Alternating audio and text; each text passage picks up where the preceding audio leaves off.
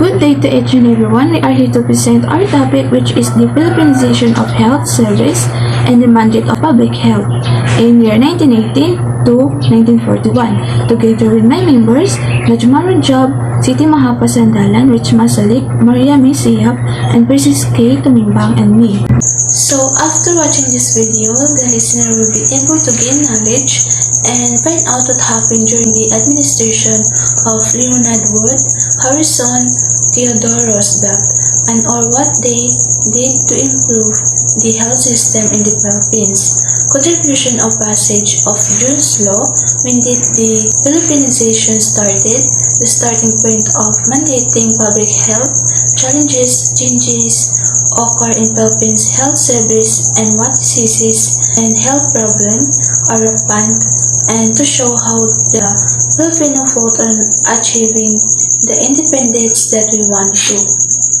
During the battle for liberation of Manila, the Philippine General Hospital could not handle the casualties alone.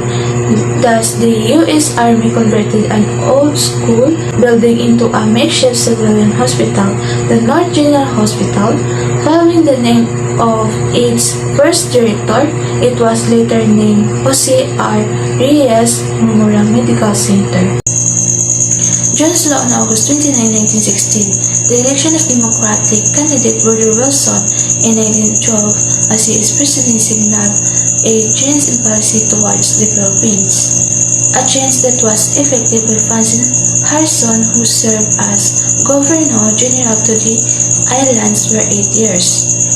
Harrison's term became known for open visible government to greater Filipino participation. So the Jones Law. The Jones Law, crafted to formalize U.S. commitment towards granting Philippines independence, created the Philippine Senate and authorized the reorganizations of the executive departments of government. 4 departments were created. Department of Public Instruction. Under this department, field and supervision of the Philippines Health Service. So, Philippine Health Service.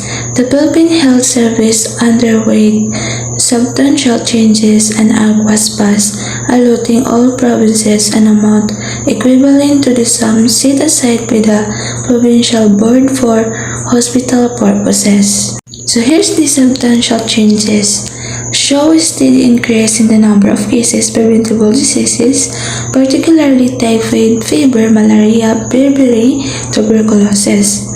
Result, more than 50,000 people died, and the steady rise in cases of typhoid fever, and 115,000 died from smallpox and cholera, which could have been prevented. So the challenges is shortage of doctors, nurses, and properly trained sanitary personnel. Hospitals were so few and far between. Facilities for lepers and mentally ill were found terribly insufficient. The Philippine Health Service came under supervision of the Department of Public Instruction.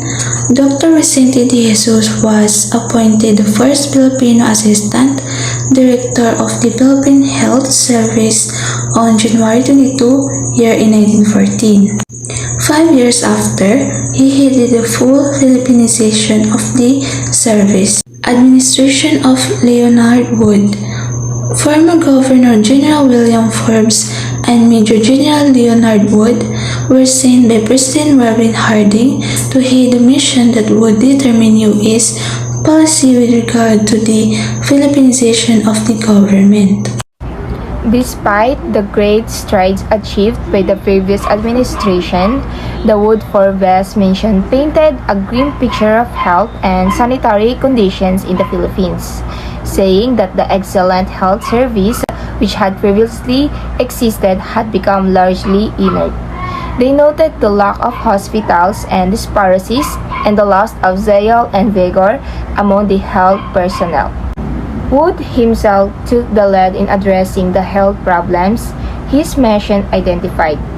He stressed the need to give more attention to matters of public health and sanitation, as too many precious lives are lost each year that could be saved and easily saved. So So Wood administration saw the establishment of health and periculture center of the education of the mothers regarding the personal hygiene and sanitation. In spite of these noble aims which accompanied the establishment of this center, lack of funds resulted in their operation in only fifth of municipalities in the country. As these were mostly sustained a voluntary contribution, only the wealthiest areas and puriculture centers, to the detriment of the poorer communities which needed their services more. Supericulture is the center were established by the education of mother and their children. The Philippines legislature passed Act number 3200 on December 2, 1924 in support of Agriculture Center. So the health of school-age children was likewise neglected during Wood term. On March 8, 1922, the Philippines legislature mandated the health examination of all school children at least once a year.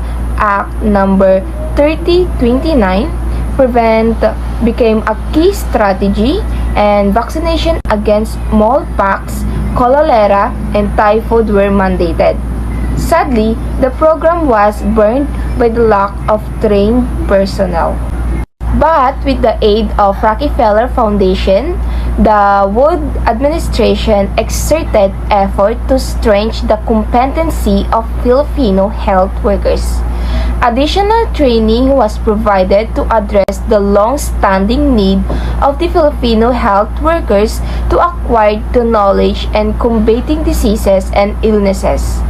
Among these projects undertaken by the foundation was established of the School of Public Health and Hygiene at the University of the Philippines. So let's talk about the administration of Theodore Roosevelt. In 1932, Theodore Roosevelt Jr. became Governor General of the Philippines. Roosevelt's aggressive stance in public health served as one of the hallmarks of his administration. Roosevelt abolished the Philippines Health Service and the Office of the Public Welfare Commissioner and the Tuberculosis Commission, and combined these agencies under the Bureau of Health and Public Welfare through Act number 4007. All these services were placed under the newly created position of the Commissioner of Health and Welfare. With this act, Roosevelt united all these agencies of the government relating to public health in one department. Even during the early American period, creative strategies were used to promote health. Shown here is a float of the government anti-tuberculosis campaign during the popular Manila Carnival in 1924. Roosevelt's administration saw efforts to involve the private sector in matters of public health and initiatives to inform the greater public about healthcare.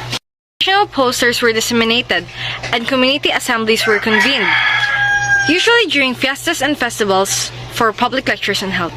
This was in addition to the use to the public radio in the dissemination of health information.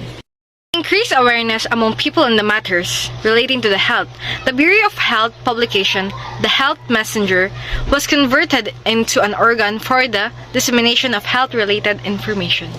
Disaster and emergency management became a mandate of the Commission on Public Health and Welfare during this era. In this period, incidence of waterborne diseases significantly decreased due to the construction of a modern water filtration plant in Manila that supplied safe, quality water. As head of the newly renamed and reorganized Department of Health and Welfare, Dr. Josefa Belia prioritized program against tuberculosis, malnutrition, malaria, leprosy, gastrointestinal diseases, and high infant mortality. The Philippine Commonwealth In year 1935 to 1941, it was also during the Commonwealth era that a public health laboratory with modern facilities. The Institute of Hygiene and the Philippine General Hospital were recognized. The health system in the Philippines is of a high standard. Filipino medical staff are expertly trained, but the facilities may not be as impressive as those found in the high-end as or European hospitals. President Manuel L. Quezon prioritized health and diligently looked for funds for its programs. Health and social welfare were important cornerstones of the social justice program under the Philippine Commonwealth. Despite limited funds, the government was determined not only to continue but to build on the achievements made under American rule under the President Quezon leadership. The government built and improved hospital health facilities and puericulture centers in the country. President Quezon, who himself suffered from tuberculosis, swears in Dr. Fabiola, who was retained as head of the Bureau of Health. Upon his assumption of the presidency of Commonwealth government, President Manuel L. Quezon prioritized health and diligently looked for funds for its programs. Good afternoon, everyone. I am Najmara Job, and let me continue or let me finish as what my member shares. It was also during the Commonwealth era that a public health laboratory with modern facilities, the Institute of Hygiene and the Philippine General Hospital were reorganized.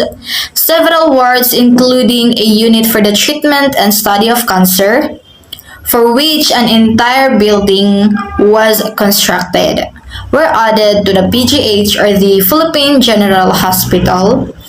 It grew up to a training hospital in 1947 and was named North General Hospital. At present, it is known as Jose R. Reyes Memorial Medical Center, a tertiary level teaching training general hospital that was located in Santa Cruz, Manila. So after the Commonwealth era, we also had the Japanese occupation year 1942 to 1945. After the gains of the Commonwealth, the gains of the Commonwealth were soon crushed by the onslaught of the conquering Japanese imperial forces. On December 6, 1941, the Japanese bombed Pearl Harbor in Hawaii. Under the Japanese occupation, incidents of tuberculosis, malaria, and severe malnutrition increased among the lower classes. Over 5,000 previously segregated lepers escaped in search of food. The Japanese occupation was relatively lasting from 1942 to 1945. But for the Filipinos who lived in fear and deprivation, those years were a long, horrible nightmare. Food and medicine were scarce. Diseases like malaria and tuberculosis raged over the country. But after that Japanese occupation, the Commonwealth was re-established upon the liberation of Manila in 1945. President Sergio Osmeña with General Douglas MacArthur and Secretary of Interior Jose Zulueta restored the Department of Health and Public Welfare, which had stopped operations when the government was in exile. General Douglas MacArthur left Corregidor with a promise to return, and on February 3, 1945, after a series of battles fought over land and sea, the general made good on his vow and liberated Manila. On February 27, 1945, under the leadership of President Sergio Osmeña, the Commonwealth government was reconstituted. But during the post-war, the cases of infectious diseases were high, malnutrition and beriberi were widespread, public sanitation was in a deplorable state, and destruction of health infrastructure posed new threats of cholera, plague, smallpox, and other epidemics. War had indeed left the nation in a weakened state, but with the end of the Commonwealth period in sight, nothing deterred the nation further from achieving the dream of independence. As we can see in this picture, we can see that the nurses was full of joy as they carry the bundles of baby in the Mary Johnson Hospital provided hope at the outbreak of the war.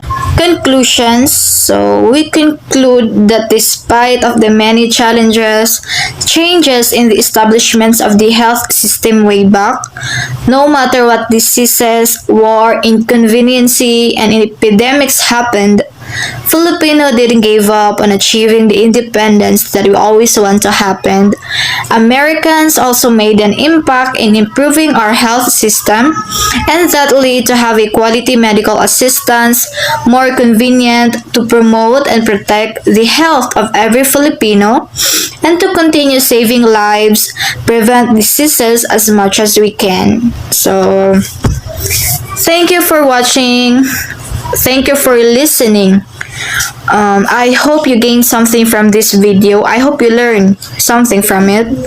And I hope this wonderful history of and or legacy of our public health in the Philippines will be shared to the next generation.